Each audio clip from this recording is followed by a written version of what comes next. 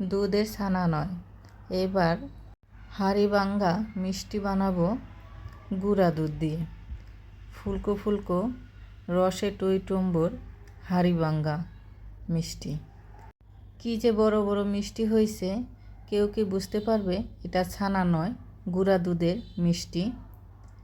দেখেন তুলতুলে নরম, ভিতরে কতটা রসালো। না বললে দেখে বা খেয়ে কেউ বলতে পারবে না এটা ছানার নয়, এটা হলো গুঁড়া দুধের হাড়িভাঙ্গা মিষ্টি। আসসালামু আলাইকুম, বৃষ্টি ব্লগ অ্যান্ড রেসিপি থেকে আমি বৃষ্টি বলছি। সবাই কেমন আছেন? আশা করি নিশ্চয়ই ভালো আছেন। আমি আলহামদুলিল্লাহ ভালো আছি।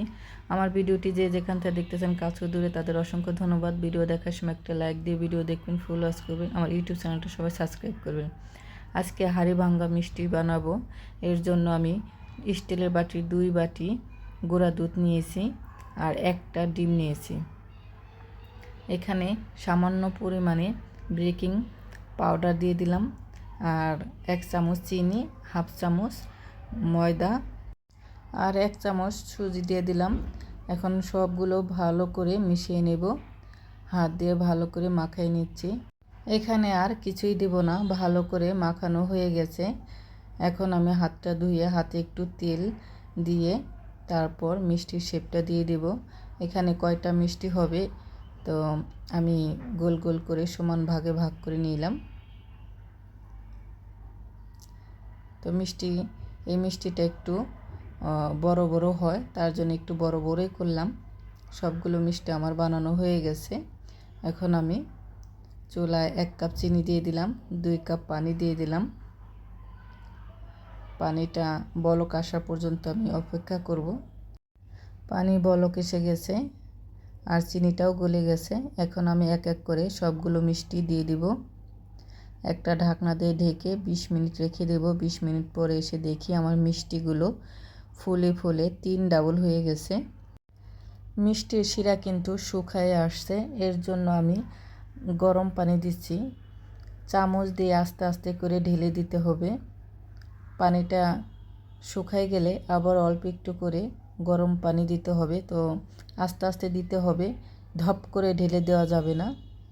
দেখেন মিষ্টিগুলো কত বড় বড় হয়েছে, মাশাল্লাহ মাশাল্লাহ। তো মিষ্টি কি হয়েছে কি না আমি একটা উঠে চেক করছি। তো ঠান্ডা পানির মধ্যে মিষ্টিটা রেখে দিলাম। মিষ্টিটা ডুবে গেছে, তাহলে মিষ্টিটা আমার হয়ে গেছে। আমি এই অবস্থায় মিষ্টি ঠান্ডা হওয়ার জন্য রেখে দিব 2 ঘন্টা। এখন আমি দুধের মালাইটা রেডি করব। এর জন্য চিনি দিয়ে দিলাম 2 চামচ, 2 চামচের একটু কম। তো আগেও কিন্তু আমি 1 কাপ চিনি দিয়েছিলাম, তো এখানে 1 কাপের কাছাকাছি হবে। তো চিনিটা আমি ক্যারামেল বানিয়ে তারপর আমি হাফ কেজি দুধ দিয়ে দিলাম। দুধটা জাল দিয়ে ঘন করে নেব। দুধটা জাল দেওয়া ঘন হয়ে গেছে, তো আমি এই পাতিলে ঢেলে নিছি। তো অন্য পাতিলে কিন্তু দুধটা জাল দেওয়া হয়েছিল, তো খাড়া একটা পাতিলে দুধটা ঢেলে নিলাম। এখন আমি এই মিষ্টিগুলো চিপ দিয়ে উঠায় নেব। তো এখন এই যে এই মালাই দুধের মধ্যে রেখে দেব সারা রাত। এক এক করে সব মিষ্টিগুলো দিয়ে দিলাম, ঢাকনা দিয়ে ঢেকে দেব, সারা রাত রেখে দেব। তো আমি সারা রাত রাখতে পারিনি, আমি 2 থেকে আড়াই ঘন্টা পরে এসে দেখেন কত সুন্দর হয়েছে, ফুলে গেছে। সারা রাত রাখলে ভালো হয়, মিষ্টির শিরাগুলো সব মিষ্টির মধ্যে ঢুকে যাবে। তো আমার বাচ্চারা খাবে দেখে আমি তাড়াতাড়ি নিয়ে নিলাম। আপনারা চাইলে সারা রাত রেখে দিবেন, পরের দিন সকালে খাবেন, খুব ভালো লাগবে। দেখেন মিষ্টিগুলো কতটা ফুলেছে আর ভিতরে দেখেন কত রসালো হয়ে গেল আমার হাড়িভাঙ্গা মিষ্টি। রেসিপিটি যদি ভালো লাগে লাইক কমেন্ট করবেন, শেয়ার করবেন, আমার ইউটিউব চ্যানেলটা সাবস্ক্রাইব করবেন। আর ফেসবুক পেজটা যারা দেখতেছেন প্লিজ আমার ফেসবুক পেজটা সবাই ফলো দিবেন। আমার ভিডিও আমার রেসিপি যদি ভালো লাগে আমার পাশে থেকে যাবেন। তো সবাই ভালো থাকবেন, সুস্থ থাকবেন। ভিডিওটি কেমন লাগলো কমেন্টে জানাবেন। আপনাদের কমেন্ট পড়তে আমার খুব ভালো লাগে। তো আজকে পর্যন্তই, ভালো থাকবেন, আল্লাহ হাফেজ।